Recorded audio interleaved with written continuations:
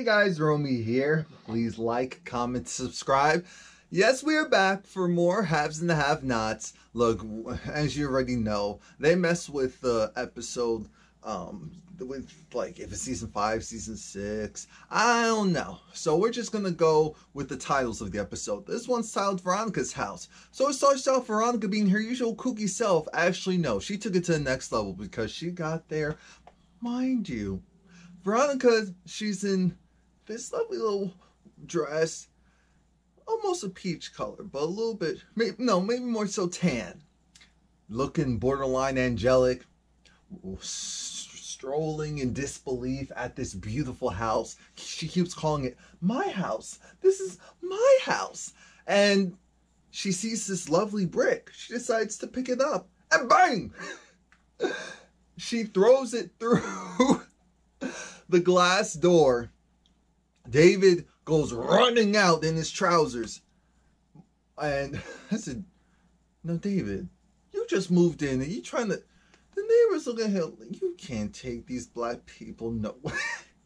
Erica coming out with, well, she's covering herself with the sheet. And Veronica's just like, how dare you? You took her to my house. You gave her my house. My house. My house. How could you do that? David was like, stop this. This is crazy. What are you doing here? I said, that's your wife. She is crazy. I know we don't like that word in 2018. Oh, why are we calling people crazy? No, some people are crazy. And Veronica Harrington's one of them. And her crazy self, she's pissed. She's hurt that this house that David said that we can't afford. He was right. We can't. He can. He's the one with the actual money. Oh, because Veronica's broke. Anyway. And she's just pissed that you gave it to this whore. How could you give this house to this whore? As Mimi would say. Now, David, like I said, he's over it. Erica comes out. And Erica's like, this is crazy. What's wrong with you? And Veronica's like, don't you even. I said, Veronica, do you have a weave, bang, and ponytail? Is that a two-piece going on the top of your head? Come on now. We can't blend that a little bit better. Oh God, I love this show. It's such a mess. It's so bad it's good. It's not bad, it's just not great. Anyway. I got a kick out of this first 10 minutes. I truly did. David's trying to figure out, wait, I got a restraining order on you. Why are you even here? But it was like, I'll call the cops on you, because Erica's saying, I'll call the cops on you. Veronica was like, call the popo out. Call the popo out. Oh. And then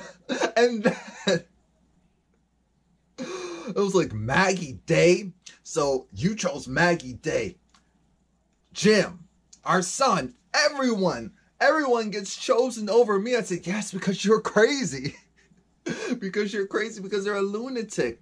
David's trying to get her to go. It's like, don't touch me. Oh, he's trying to beat me. He's trying to beat me. I said, we are not crying. We're not crying abuse. We are not crying abuse over here. That's what we're not doing, Veronica. Get it together. Get it together. So, because remember, Veronica knows that he's there thanks to Candace, but Veronica has to act like, I've been stalking you. Wherever you go, whatever you do, I'm always on you. That's how it is. That's how it'll always be. Don't you ever forget it. And at one point, things got really saucy because I said, oh, so we're changing things up, I see. Now we have the cursing. Veronica was like, oh, don't you do it, you mother effer. I'm tired of this ish. I said, wait a minute. Whoa, what network are we on? It was a whirlwind. Oh, gosh. Oh, this is a nice surprise. In episode 2, where Veronica has no edges.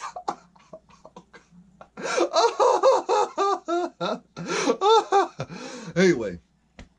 Erica's caught up because I don't think Erica realizes she's supposed to be a John. Veronica's taking full advantage that she knows that Erica is Candace's person. Candace's girl. So that's why she was going to Erica extra hard. Erica, she's like, wait a minute, I don't have time for this. David's like, wait a minute, you were in an abusive relationship, weren't you? I said, David. He was like, oh, I'm sorry. I know there's a difference, but she said, yeah, and that's why I can't do this. He said, look, I apologize. I'll figure it out. I said, you've had so long to figure it out, and you still couldn't do it. You're telling her empty promise right now. Then we see Hannah. I said, Hannah, what street are you going to walk? How dare they doll Hannah up like that? I said, ooh, I've been watching the show for too long, because they gave her the escort hair. They gave her all the no, that was a wig. There was no bundles. That was a full-on large wig with a slight. I said, oh, they even put a little tint to that color. Okay, I see that. The dress. I said, okay, all right, okay. Hannah's working with something, so we see that. Little necklace at the top, a little gold to keep it classy. Benny's over it. Benny's trying to figure out, why do you look like that? Hannah wants a compliment from her son. She wants that just cute, mother-son approval. And he's not going to give it to her, especially when this dude comes in, Hannah's date, and Benny's over it. Benny's looking at this dude like, he's a similar build as me. No, you cannot be happy. You cannot. I want you to be happy, but I don't really want you to be happy. And that's the signals that he's kind of sending. Next thing we know, we're back in jail with Jeffrey. And Jeffrey sees his mother like, oh, heck no. She's there, and essentially she wants him to understand why he's here. Jeffrey acknowledges that, yes, I was in the hotel room with him. She said, no, you were in the hotel room with her, with that girl. Because Veronica's mantra is, I need you to go and forget this foolishness. That was essentially, that was a slight little phase. You actually being in the bed with the man, you fawning over your best male friend. No, that was a phase, honey bunny. That's all. It was what we call a phase. And now you're done with that phase. Now's the time for you to go and get your act right. So you're going to go home. You're going to go and smoosh your wife. You're going to go and stop playing these games. Jeffrey's looking at her like, this little bit. I mean, yeah, you're absolutely right. So get me out of jail. That's not happening. That's not happening because, I'm sorry, I raised a black male. With all of my abilities, I raised a black male, and there's no way I would want you in jail. Absolutely not. The reality is you are in here because of me. You are in here because of me. I know we're recording. I don't care. It doesn't matter. You mean with your potential lawyer. It doesn't matter. Even though that's supposed to be your father, it doesn't matter. And I just want you to know that this hurts me. It really does. I'll see what I can do, but you're not getting out of here tomorrow. You're not getting out of here today. I don't know who told you something different. I don't know why you thought it was going to be something different. So she has this little smirk on her face. She gets up, and now's the time for her to go. And she says, I love you. I said, Jeffrey, look, Jeffrey, you don't have any options. You're just going to have to go with this. It's like, don't you love me? I was like, yes, Mom, I love you. She said, I know you do. Jeffrey having that look of, I felt slightly bad for Jeffrey. I said, you stupid. You're just all kinds of stupid, aren't you? All book smarts, no streets. Makes for a dumb man. Sure does. She walks out of there, and I said, oh, no. Oh, no, not Justin. Not Justin. Justin walks by. Here goes Veronica. Hey, girl. Justin stopped and turned. I said, Justin.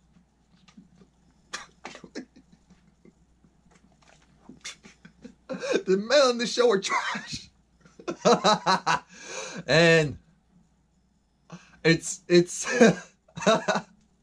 I can't believe it.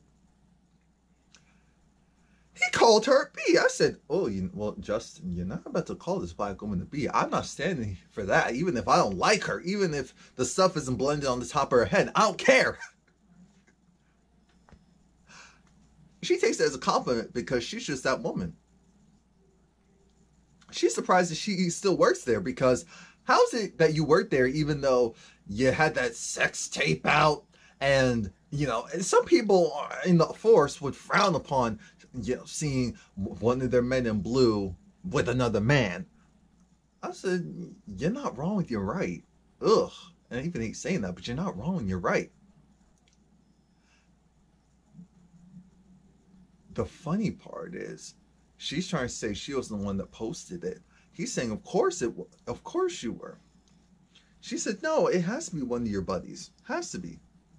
And then we move on to conversation about, oh, I heard you in an accident. You were okay? She was like, yeah, I don't know what happened. Whatever happened, happened. And he was like, oh, yes, very unfortunate. It's like, so are you admitting that you had anything to do with that? I said, we are dumb, but we're not stupid. Why would I go and do something like that? Why would I go and do something like that? And then, what was another thing they talked about? Yeah, she wants to admit. No. Here's the thing, though. She wins. And the reason why she wins is because Justin realizes,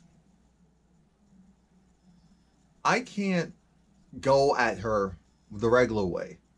Veronica wanted to go and just pick at him. Like, but how would your wife feel?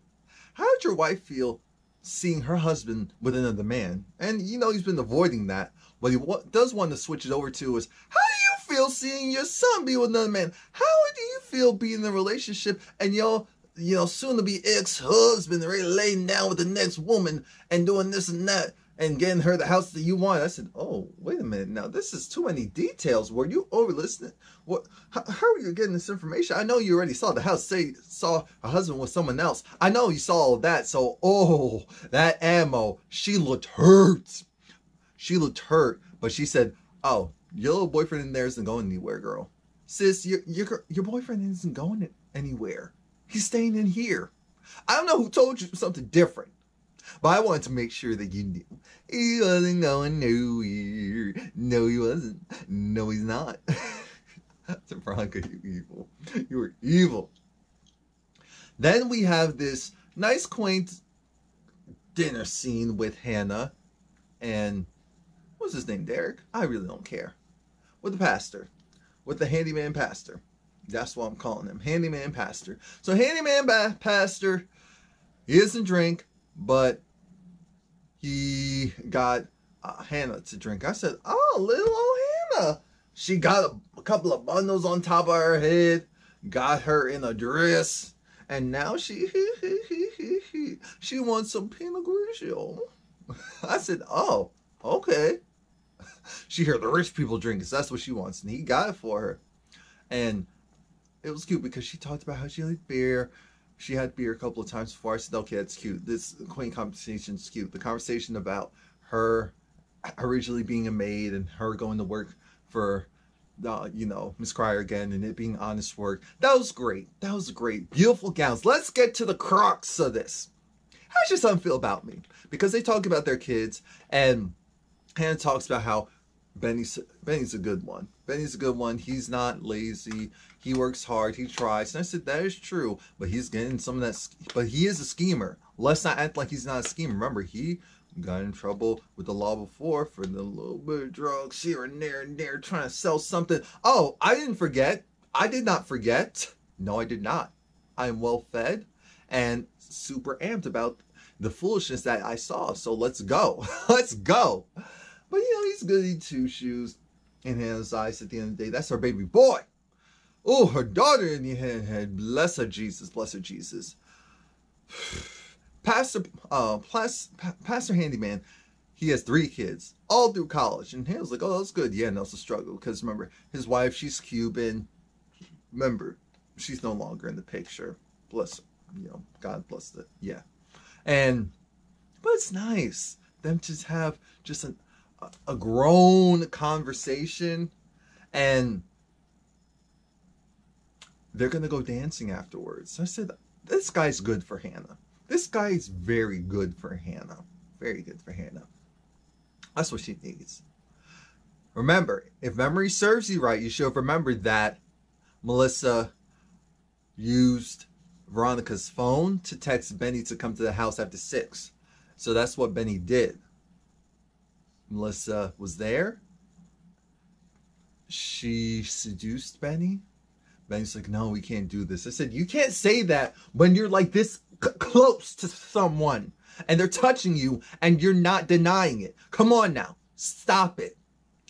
And I said, wow, this is interesting, because the double standard of it all. Even though we know Benny and know that he wants it, imagine a man. I don't know if we really see on TV shows the man doing this to the woman too often. Interesting.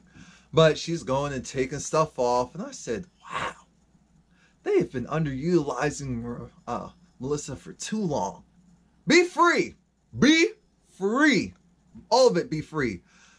As we know, it's Benjamin. He couldn't outlast for too long. And some chocolate. Nope. Nope. Nope. His weakness. Checkbox, checkbox, checkbox. Female, chocolate, relatively tall. Check, check, check. Apparently, Candace did have sex with Oscar. And when Oscar goes to the bathroom, she slips a Mickey in his drink. He comes back, the Mickey's dissolved, so it's ready to go. Now he's trying to devise his plan of how you need to go after the Senator Charles. You need to go after Charles. She's still not sold. She still doesn't think she's going to do it. Oscar's looking at her like she's crazy, because it's like, so you want to go after those millions? You sold $4 million. That was cute, but that was chump change compared to what I can get you. I can get you power, influence, and money. Why are you going the short route when that's not even an option anymore? She said, oh, actually, that is still an option. Because as we know, he gets paid from the people that hired him. Candace said, here's how this works. I still have a couple of options, and I'm going to use one of them. It's like, wait, I feel funny. I said, you really don't understand what's going on? It's like, wait, what? Did you slip something in my drink? Can't. I said, just pass out already. So he passed out. He was passed out, like almost starfish on the bed. Candace did a nice little stroll to his laptop. And she opened that laptop up quick, fast, and in a hurry. So she essentially did this. This laptop is mom, by the way.